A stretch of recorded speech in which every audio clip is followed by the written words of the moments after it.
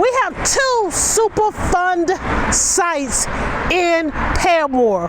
One is on the 500-600 block on Robinson, and the other one is right behind me on the corner of Amelia and Westmoreland. You say, what's a Superfund site? It's a site that the EPA has deemed on the national registry, national level, as one of the worst type of contamination to have in any community, period. Oh, but it's right across the street from the playground for the A school. I guess you didn't even know this. Last summer of 2019, because we're in a new year, everybody, do you not know that the school board had secretly, to me, did remediation on the playground? They dug it up and had to do additional remediation, cleaning up contamination. When they were asked back when they were building the school, what were they gonna do? And they said everything was okay. You need to ask your question, why this information wasn't done during school, or why wasn't the parents notified that their children were playing on contaminated land? It was marked, they knew about it, they knew about the environmental hazards.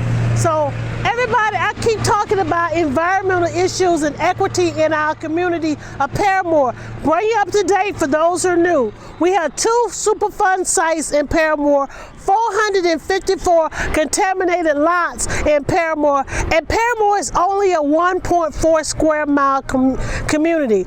Also recently, last year, we discovered that the EPA has deemed the majority, over 95% of Parramore, as a brownfield community. That means it's more contamination than you could ever imagine.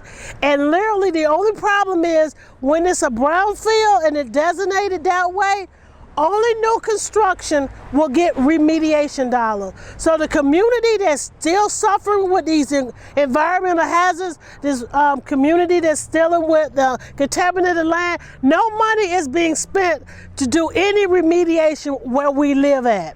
So when they built like the UCF downtown campus, when they built the new police station, when they built the new that fire station too, do they have to do remediation to build them? Absolutely. I don't know, but upwards to the new UCF Creative Village, $3 million was spent for remediation. Upwards to over $2.5 million was spent for remediation for the Orlando Police Headquarters on South Street on Orange Blossom Trail. And I know 1.6 million tax dollars was spent for Fire Station 2. But what you need to ask yourself is, why did we have to build a new fire station? Because the city of Orlando sold the land for Fire Station 2 to the soccer stadium. Folks, it was fine where it was at. So look at all the money that has been spent for new development. The city spent for the old headquarters for the OPD $13 million to Orlando Magic, but you spent $65 million to build a new one, $10 million over budget. So now when they built, so right now on Robinson Street, they're still doing the remediation of Correct. that Superfund site. How much money is that costing? $52 million so far. $52 million? $52 million. Wow, why does it cost so much? Because it was a really bad contaminated site. And recently it came out that their remediation was literally to go down 65 feet, 200 feet long, 60 feet wide, 2 feet thick walls to contain the contamination so it would not move anymore. And then it was given a 8 to 10 inch lid to seal it. And so it's called the coffin of Parramore for contamination. A coffin, 65 feet down. That's 2 to 3 feet above the aquifer, our drinking water, everybody. But the city still says they have no money for remediation, no money for our community health disparity study. Let me do that one over. And the city today, after all of the dollars they've spent and gave away, said they have no money for a health disparity study in the Parramore community. Shame on them, shame. So you need to call your commissioners and the mayor's office and let them know we want a health disparity study in the Parramore community, and we're tired of you taking our lives for jeopardy and saying that we are not important. So how did all this pollution end up here in Parramore?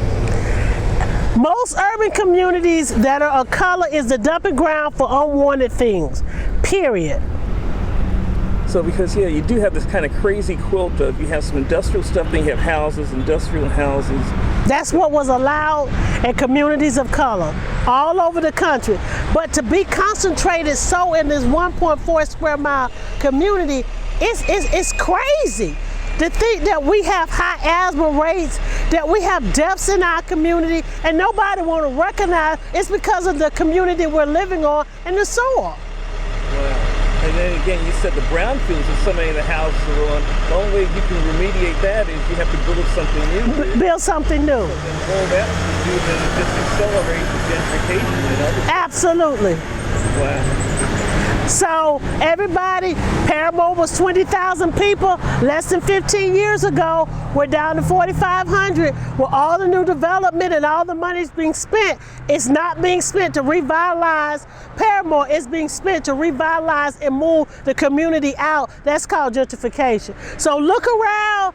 UCF got free land that was worth $14.5 million to build their campus. The city gave them land that was worth $14.5 million, but you have not $200,000, maybe $100,000 for a health disparity study. But you spent $219,000 to put tree graves to protect trees and create a village. The trees are more valuable than the lives of the people in the Parramore community. I'm not going to give you a break. I'm not going to stop saying it. I'm not going to stop talking about it. Stop taking the book bags. Stop taking the fish fries. Stop taking the turkeys. Stop taking the mites, because they don't feel like your life is valuable. All they're going to do is give you something to keep you quiet.